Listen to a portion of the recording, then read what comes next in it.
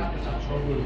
দেখেন, একটা জিনিস সবার মাইন্ডসেটআপ এরকম ছিল যে মিরপুর মানেই মনে হয় ঘূর্ণি উইকেট, মিরপুর মানেই মনে হয় যে আমরা বাজে উইকেটে খেলছি, এরকম না।